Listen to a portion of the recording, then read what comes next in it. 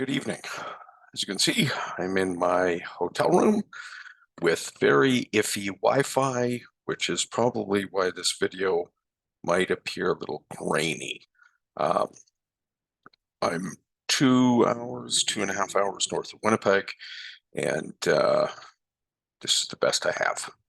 So, as promised, I'll open up the slides, which you guys have access to.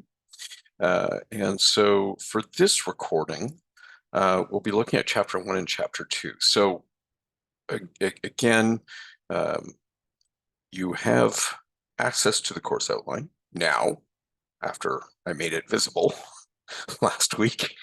You have access to the course outline, the course schedule, all of the required readings, the course textbook.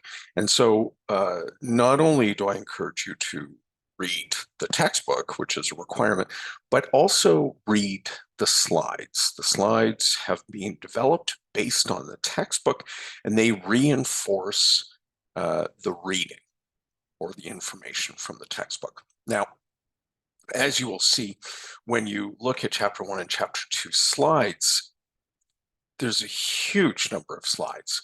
For chapter 1, I think it's over 50 slides, and chapter 2 is pretty close to that as well. As you probably have guessed, I'm not going to talk about every single slide because that would be 100 slides. And I'm not going to do that to myself, and I'm certainly not going to do it to you. So for this recording's purpose, I'll be walking you through chapter 1 and chapter 2, but taking information from various slides and not talking about every single slide. You guys have the ability to go and read, but the textbook is more important than the slides. So don't skip reading the textbook in favor of reading the slides because it's an easy read, because there simply isn't the same amount of information in the slides as there would be in the textbook. So chapter 1, marketing, creating customer value and engagement. And by the way, this is a PDF, so I don't have it in PowerPoint format. And so it may be a little bit wonky when I go through it. The objectives, I am not reading.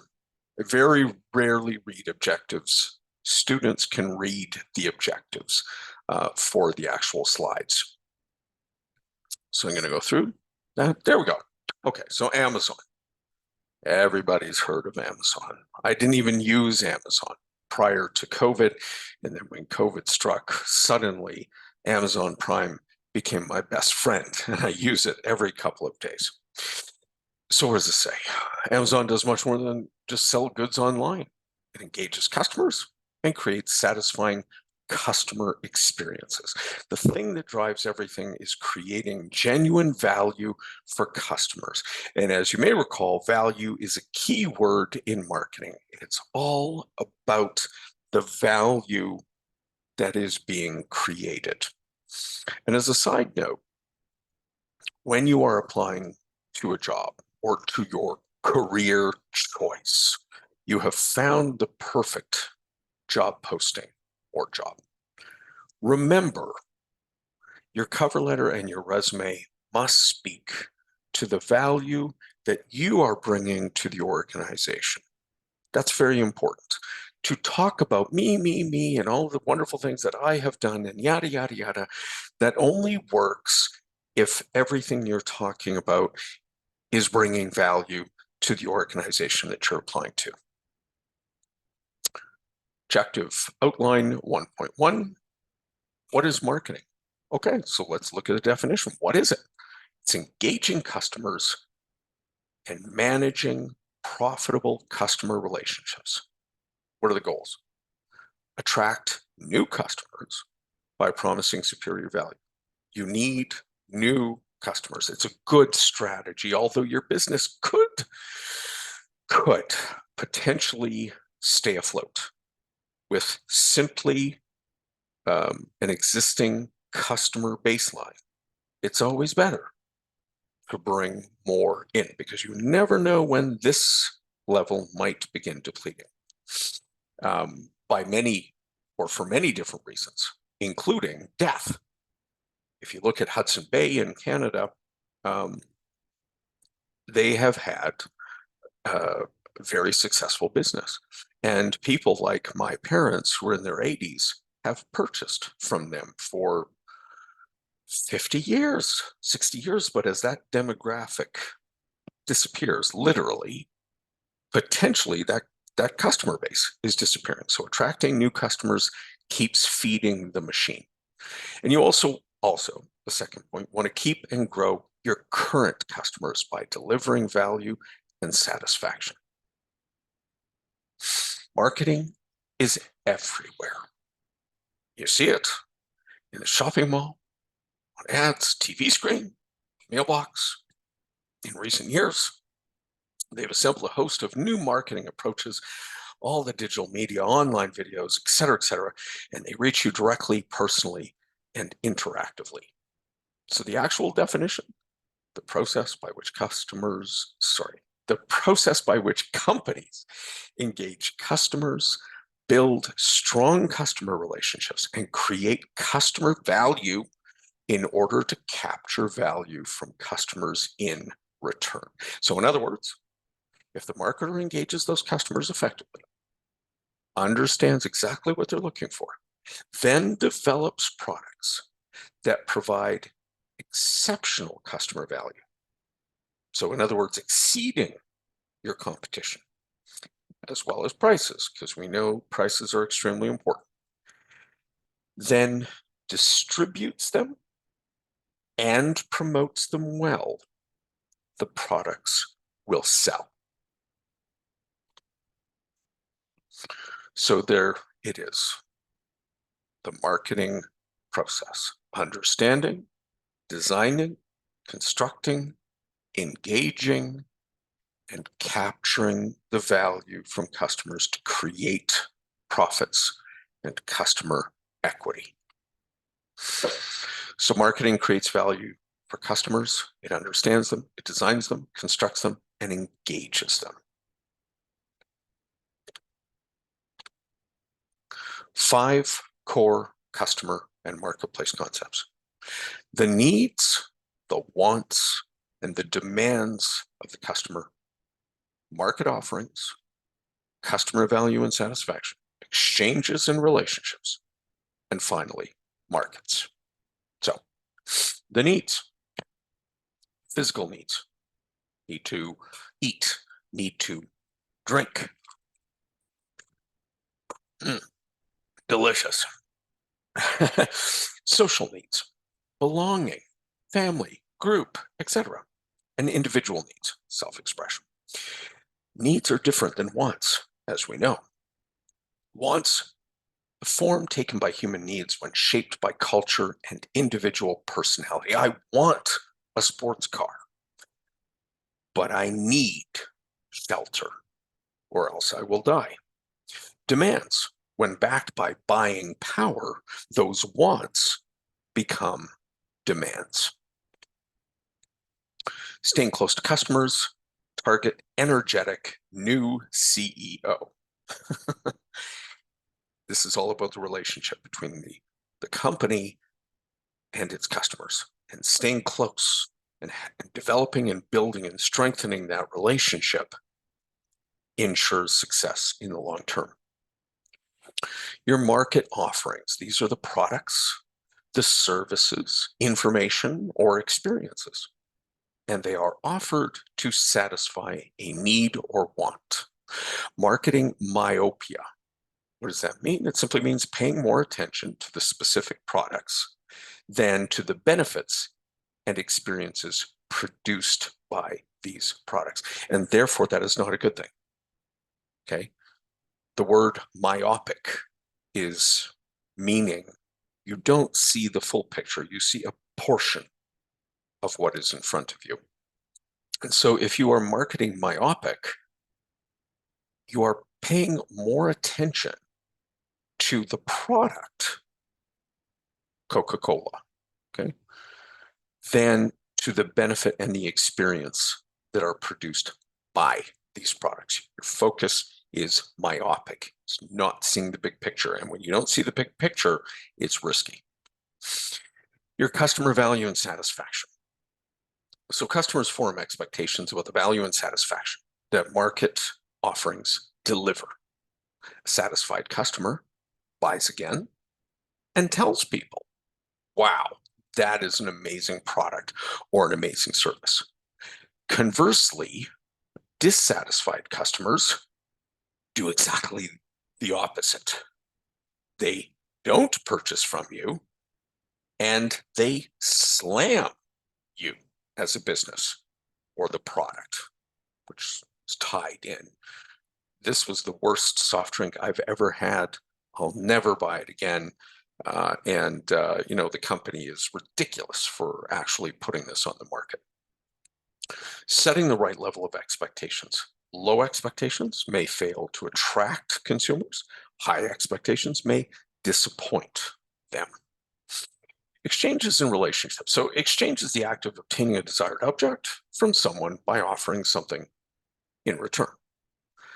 Marketing consists of actions to create, maintain, and grow desirable exchange relationships with the target audience or the target market.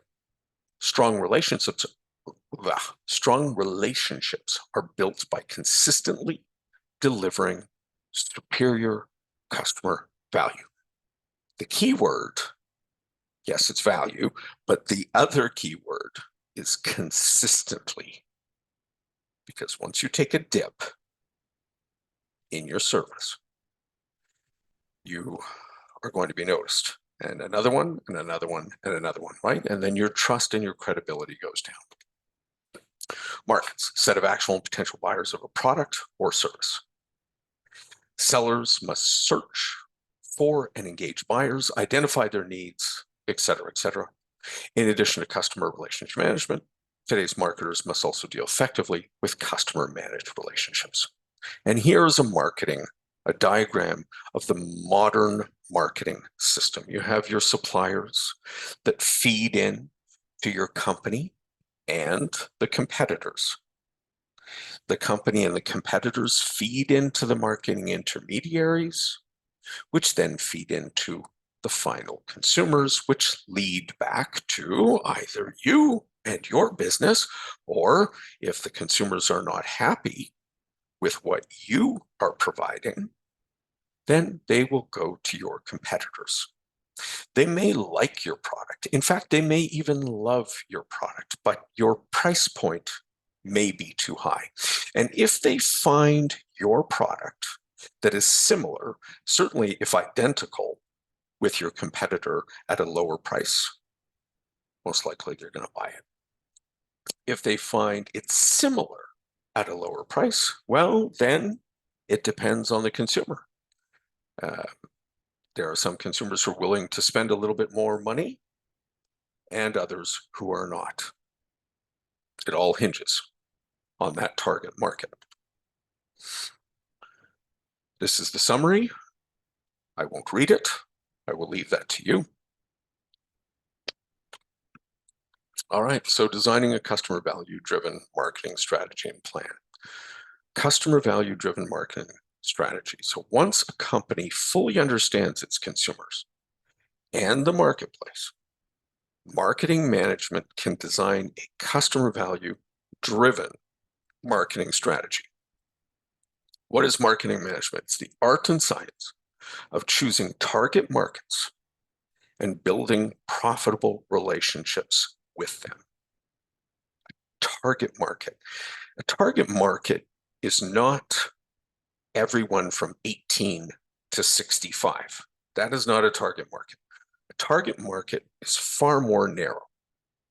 It could be 18 to 24-year-olds as an age, but then you want to drill down. Maybe it's 18 to 24-year-olds who are male or female or binary or what have you. Drill down another layer, a certain income level, a certain education level,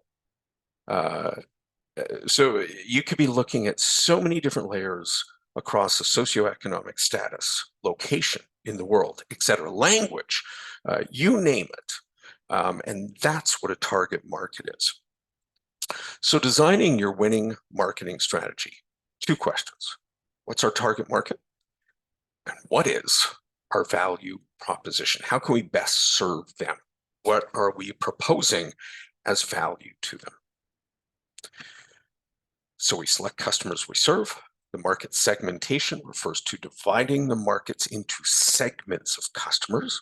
And the target marketing refers to selecting which segments to go after. So you're drilling down, you're breaking down the pieces.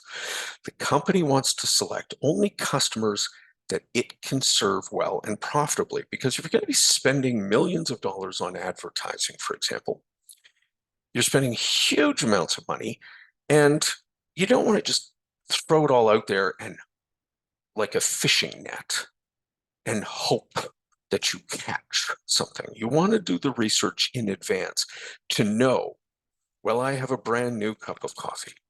Sorry, I take that back. Not a brand new cup of coffee. I have a brand new type of coffee, a new brand. Okay. I want to know who's going to drink this coffee. Is it university students? Is it older people? And really, really try to drill down. And, maybe it's a specific flavor of a coffee. Maybe, there's maybe coffee isn't the best example because lots and lots of people drink coffee no matter what age.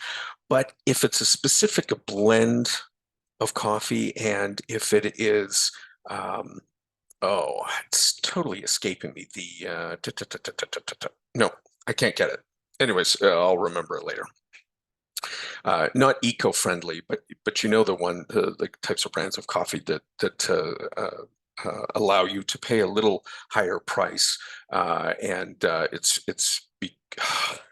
you probably know what I'm talking about, but I can't express it. Anyways, so you come up with a product, and again, you want to break down your target markets to determine, to the best of your abilities, who are the people who are going to be purchasing this product or service. And you have to do research in order to do that. But once you do all that research, that's where your advertising money goes. It speaks to this last bullet. You only want to select the customers that are going to be your customers. You don't want to advertise to people who aren't going to purchase your product or service. Choosing your value proposition. You have to decide how it's going to differentiate itself and position itself in the marketplace. How is your coffee? How is your chocolate bar? How is your shoes? How are your shoes? How is your teleservice going to be different than other companies? A brand's value proposition is the set of benefits or values that it promises, and should answer the question, me as a consumer, when I walk into Walmart or Hudson Bay or McDonald's or wherever, why should I buy from you instead of a competitor? Why should I go to McDonald's to buy a Big Mac instead of going to Burger King and buying a Whopper? Production concept, product, selling, marketing, societal marketing. These are all marketing management orientations. Selling and marketing concepts contrasted.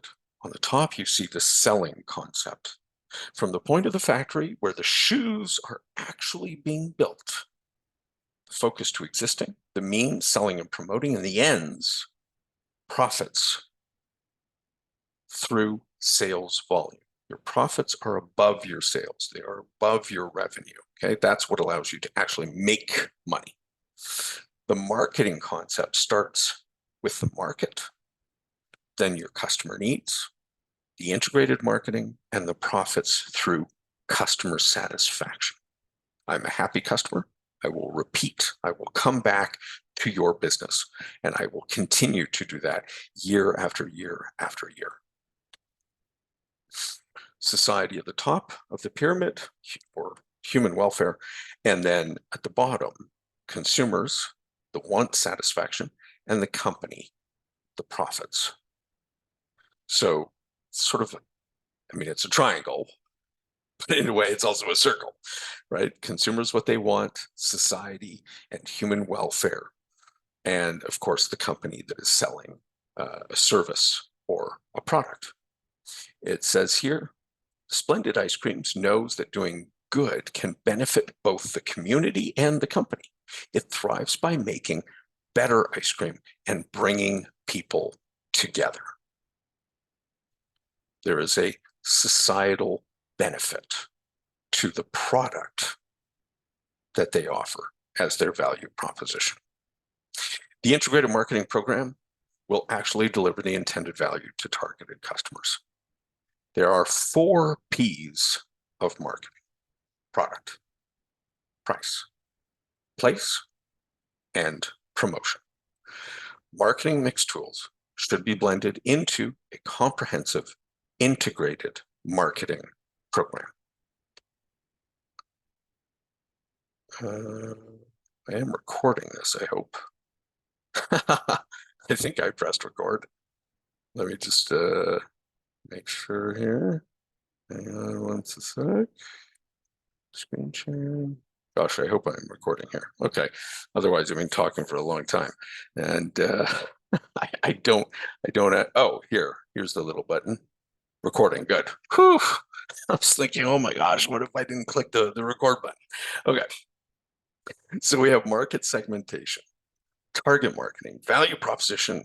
Oh, this is just the summary. I don't need to review. This is the summary. You can definitely review that on your own. Okay. So let me go. All right. There we go. I can't even tell what slide I'm on because maybe I'll just move that up. Okay, 31 and 51. All right. Managing customer relationships and capturing customer value. So engaging customers and managing customer relationships. We have the relationship management, marketing, consumer-generated marketing, partner relationship management. Capturing value from your customers, creating customer loyalty and retention, growing your share of customers, and building customer equity. Customer perceived value. So this is the customer's evaluation of the difference between all the benefits and all the costs of a market offering or a product offering relative to those of competing offers. I go into the store, this brand of shoes costs this amount of money.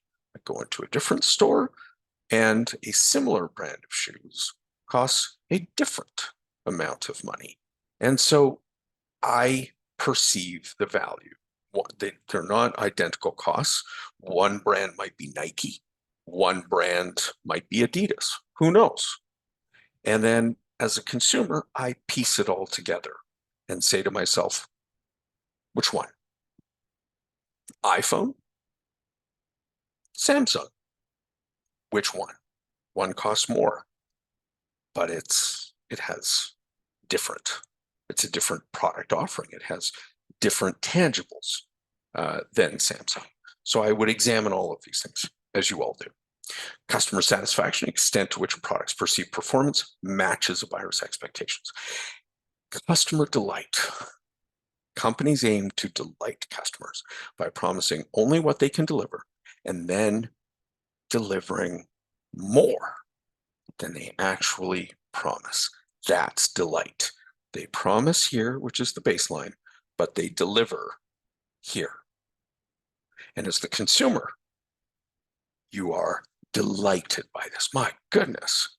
I mean, this is what I thought I was going to get, but then they gave me this. An example. For the number of times I've gone through McDonald's drive-thru and they have screwed up my order. If I had a nickel for every single time, I would be a very wealthy man. What typically happens is when they screw up the order, I let them know.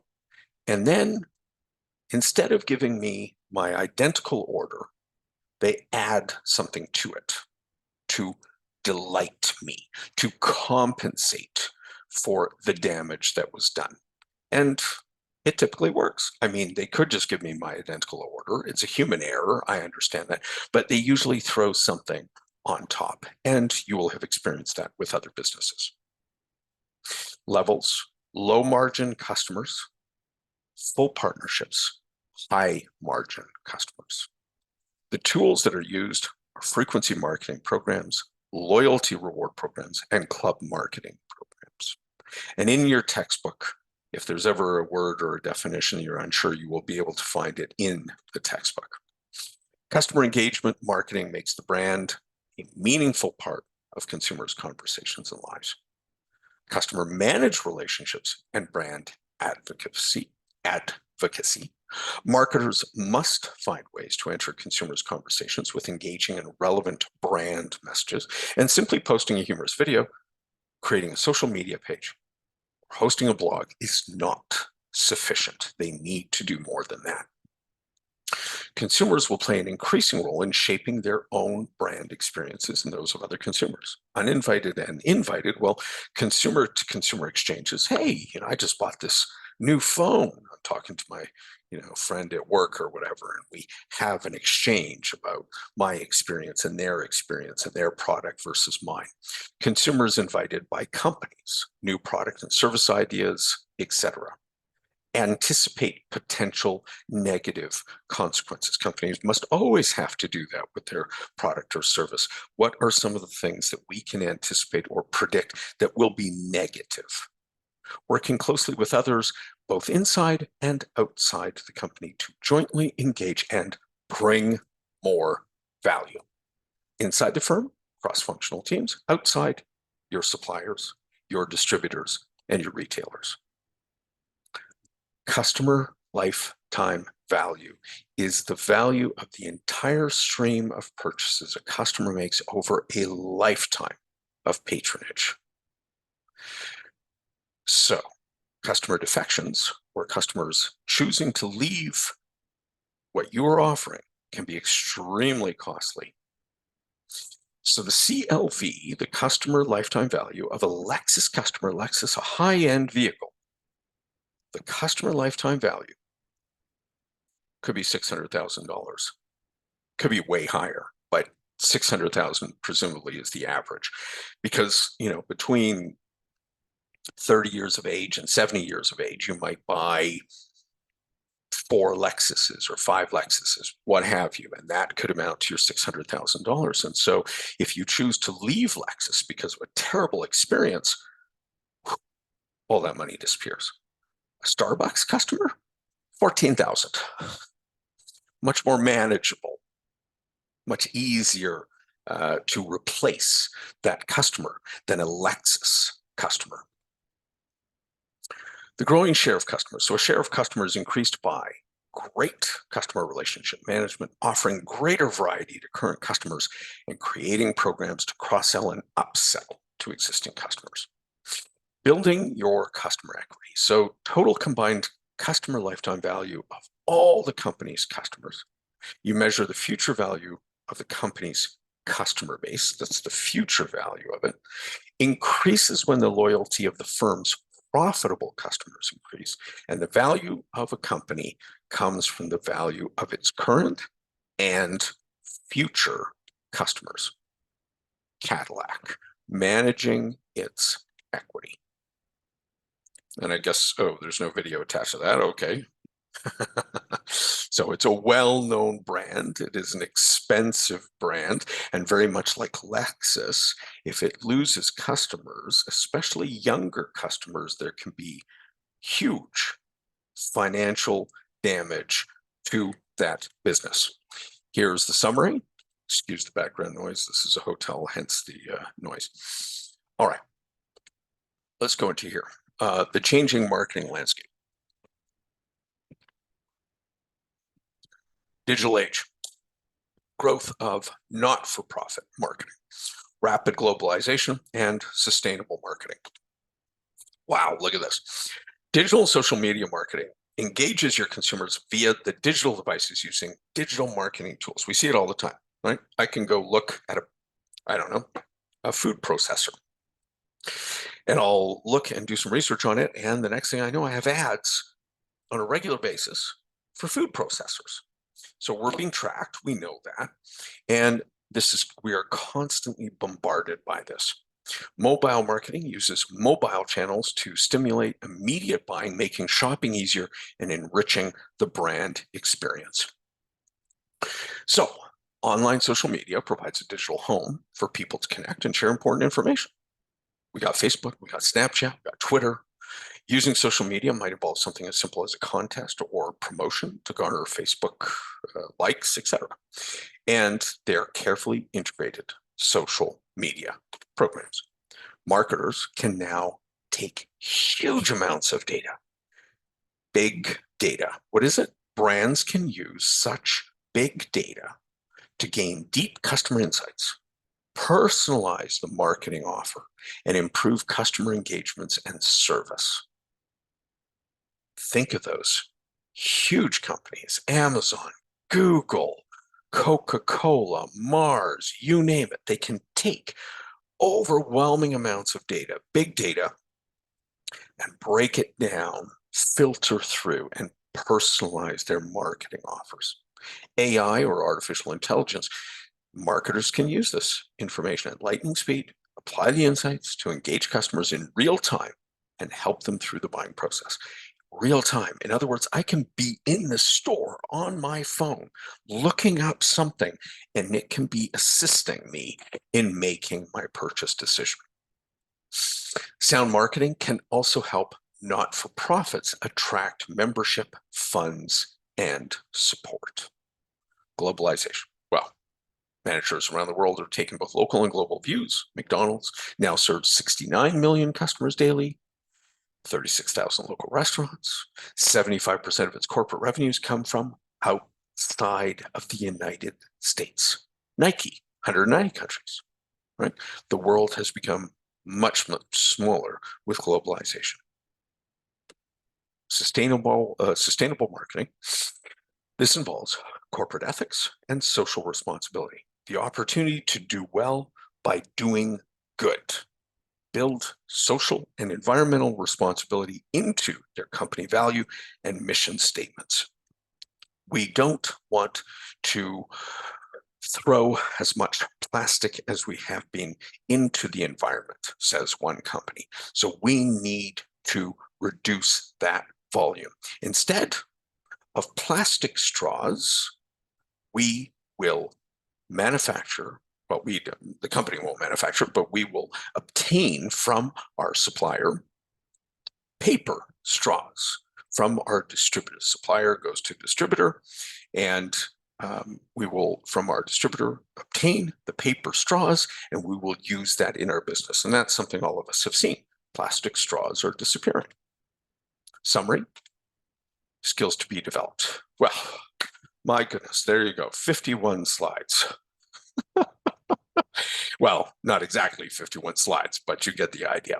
All right, so that was chapter 1. Now, I need to get out of that particular PDF, and you know what? It's not going to let me minimize Zoom. Isn't that amazing? So hang on a second and let me see. Usually I would just minimize it, but it won't let me. So I'm going to open up chapter 2 and do it a different way. And I'm still recording. So now all I have to do is share the screen. And here we are. Chapter 2, company and marketing strategy. So partnering to build customer engagement, value, and relationships. Objectives are yours. Starbucks, we know it well, more than just coffee. They sell the experience, one that enriches people's lives, one moment, one human being, one extraordinary cup of coffee at a time. Now, you may not get that experience going through drive-through, but you certainly should get that sense of experience going in person. As a non-coffee drinker, I don't buy from Starbucks or anywhere else for that matter, so I cannot vouch for this, but Starbucks is extremely successful. Strategic planning, what is it? Well, it's a game plan for your long-run survival and growth. You are looking into the future sometimes 1 year, 3 years, 5 years, in determining how are we going to be competitive, how are we going to be sustainable. It is the process of developing and maintaining a strategic fit between your company's goals and capabilities and the changing market. So here we are in the steps in strategic planning. You must define your company mission. You must set your company's goals. You must design the business portfolio, and finally plan your marketing and other functional strategies. Your mission statement, it's a statement of your company's purpose. What is it? Who's the customer? And what do our customers value? What should our business be? It should be market oriented, defined in terms of satisfying the basic customer needs. It must emphasize your strengths, your core competencies of your business. What do you do better than anybody else? And it must focus on customers and their experience.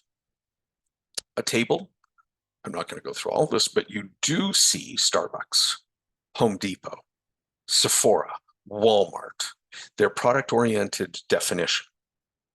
We rent rooms, we sell casual food, we sell coffee.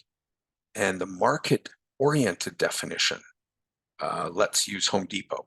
We empower consumers to achieve the homes of their dreams. My goodness, wow. I shop at Home Depot on a regular basis. I didn't know that that was their market-oriented definition, and I don't really think about that when I go shopping, but that is a very powerful statement. We empower consumers to achieve the homes of their dreams. They're tapping in to that experience or hoping to create that experience.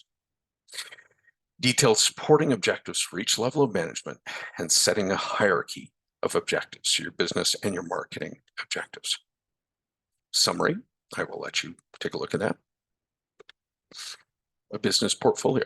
So it's a collection of businesses and products that make up the company.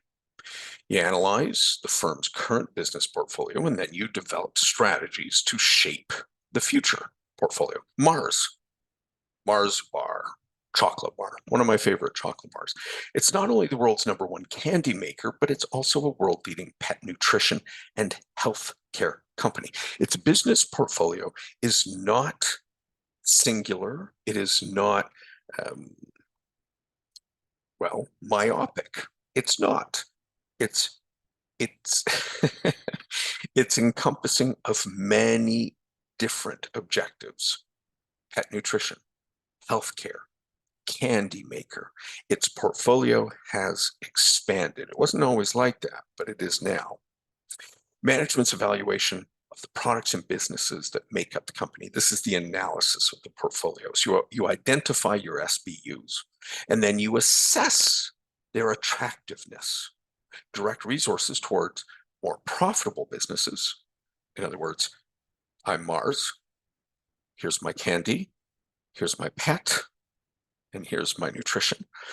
Which one is more successful, right? Am I going to focus all of my resources on all three equally? No, why would I do that? I'm going to look at their success and direct the resources towards the more profitable businesses and phase down the other ones. Nice little diagram. I'll let you take a look at that, the BCG Growth Share Matrix. What is a growth share matrix? It evaluates a company's strategic business units in terms of market growth rate and relative market share. There are problems with the matrix. It can be difficult, time-consuming, costly, little advice for future planning, etc. The product market expansion grid. It's a little bit different than the one we just looked at. Developing strategies for growth. So in 3 decades, Starbucks has grown astounding pace, over $22 billion with more than 27,000 retail stores. Downsizing. The products or the business units that are unprofitable or no longer fit the company's overall strategy, start cutting. The reasons to abandon them: rapid growth of the company, lack of experience in a market, change in market environment, or decline of a particular product. That's reasons to abandon the product or the market. Summary. Here we are. Partnering to build customer relationships. Why do we do it? Marketing concept. Well, it's a company strategy, should create customer value and build profitable relationships. Provides input to strategic planners, identify market opportunities and potential to take advantage of them. Design strategies for reaching the business unit's objectives. 15 years ago, if I wanted McDonald's, I had to drive to McDonald's, go through the drive-through or go inside and purchase the food, but skip the dishes and Uber Eats and eat away foods or whatever the name is. They changed everything by allowing a business to pick up the food for me and bring it to my door. DoorDash is another one. Company departments are links in the company's internal value chain. A firm succeeds or a firm's success depends on how well the various departments coordinate their activities. And marketers should always ensure that all departments are customer focused and developing a smooth functioning value chain. Your value chain from your supplier to your distributor to your retail outlet to your customer, everything along that value chain, the more effective it is, the more efficient it is, the more profitable you can be. And the more you should be, in theory, pleasing your customer, perhaps even delighting your customer. The true values internal value chain. Companies should always assess their value chain, your internals and your externals. Your value delivery network is composed of the company, its suppliers, its distributors, and its customers. Summary. The marketing strategy and the marketing mix. So we know companies must be customer-centered. The process involves customer analysis. Let's take a look at our customers. Segmentation, targeting, differentiation, and positioning. What are all these things? Well, segmentation divides a market into distinct groups of buyers who have different needs, characteristics, behaviors, and who might require separate products or marketing programs. Then targeting involves evaluating each market segment's attractiveness and selecting one or more segments to enter. And then oddly enough, it repeats market targeting. And is it? Oh yes, it's identical. Okay, so that's a typo. I was looking at it going, am I seeing double? And I am seeing double. Positioning. The product to occupy a clear, distinctive, and desirable place relative to competing products and differentiating the market offering to create superior customer value. Why is this different? What does this offer me instead of this? Why does this, what does this Lexus offer me that the Cadillac doesn't? The entire marketing program should support the chosen positioning strategy. Car sharing service, Uber, positions itself as everyone's private driver. This simple statement provides the backbone for its marketing strategy. Everyone's private driver. It's very clever. Planning the details of the marketing mix. So what is the marketing mix? Well, it's the set of tactical marketing tools the firm blends to produce the response it wants in the target market. And so this involves the 4 Ps. The price, discounts, allowances, etc. The product, the design, the brand name, the packaging, promotion, the advertising, public relations, and finally the place, supply chain, logistics, etc. All 4 of the Ps feed into your intended positioning and your target customers. The criticisms of the 4 Ps, well, omits or underemphasizes service products, right? service product. So a product like Coca-Cola, I buy the drink, I drink it. Service, a veterinarian. I take my dog to the vet. They provide a service to me. Another negative or criticism needs to include packaging as a product decision, and the buyer's perspective would emphasize the 4 A's: acceptability, affordability, accessibility, and awareness. Summary. Managing the marketing effort. How do we do it? Through analysis, through planning, implementation, organization, and control. Here we see the diagram. We've got your analysis feeding in to your planning, into your implementation, and into your control, and then downward feeding. Your planning into your marketing plan, which feeds into your implementation and organization, which feeds into your control, etc. You guys are free to take a closer look at this in some of the wording I can barely even read because it's so small. Then a SWOT analysis. Now, presumably you have experienced this before, SWOT analysis, but if you haven't, SWOT, strengths, weaknesses, opportunities, and threats. This is an analysis of anything that you're looking at, your company, what have you. And so you can take a look at all the strengths, the opportunities, the weaknesses, and threats, and you can chart them out so you can see them clearly. A marketing plan. What would you have? You would have your executive summary, which is a summary of the main goals and recommendations. You would have your current marketing situation, which tells us the market description, the product, the competition, and the distribution. Threats and opportunities analysis, and objectives and issues. States and discusses your marketing objectives and your key issues. Then page 2 has to include your marketing strategy, which includes the broad marketing logic and the specifics of your target markets, positioning, expenditure levels, and strategies for each marketing mix element. And then action programs. How are your strategies going to be turned into specific action programs? Your budget. How much money? How's it going to be spent? And a projection regarding your profit and loss statement. And finally, controls. The controls to be used to monitor progress, allow management to review implementation results, and spot products that are not meeting their goals. Market implementation. You are turning marketing strategies and plans into marketing actions. This addresses who, where, when, and how of the market activities. Many managers think that doing things right is as important as, or even more important than, doing the right things. The fact is that both are critical to success. And there is a difference between doing things right and doing the right things. And I would venture to say that in many cases, I've seen this comparison made between management and leadership. Management is doing things right, and leadership is doing the right things.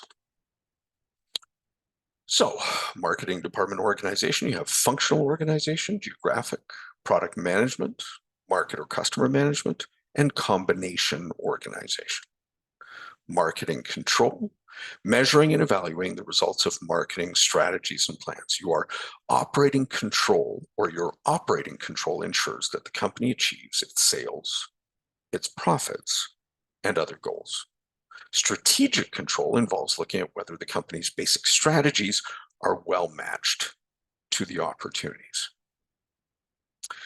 Net return from a marketing investment divided by the costs of the marketing investment. What is that? That is your return on investment. So what you put in and what you are taking out. Assessment measures, you can take a look at your standard marketing performance measures and your customer-centered measures. So your marketing investments feed down into your cost of marketing investment, which feeds into your marketing return on investment. And then, of course, in the center square, you have your marketing returns. What are you getting? You're getting improved customer value and engagement. You're getting increased customer attraction, increased customer retention, and increased customer lifetime values and customer equity.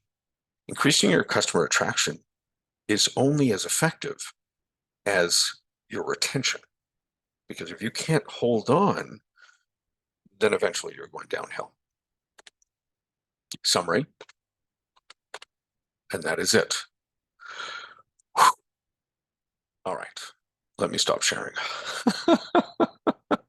Now, I know I went through that pretty quickly, and you understand why with 100 slides.